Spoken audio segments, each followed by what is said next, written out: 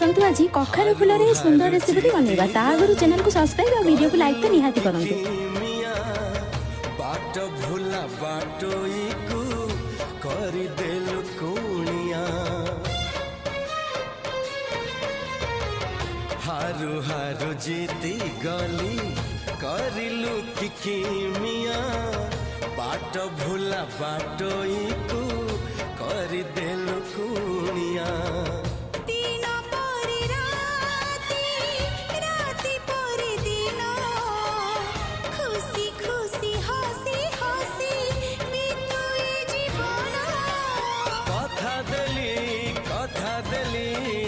कथा देली रही भी तो हसरे लुहरे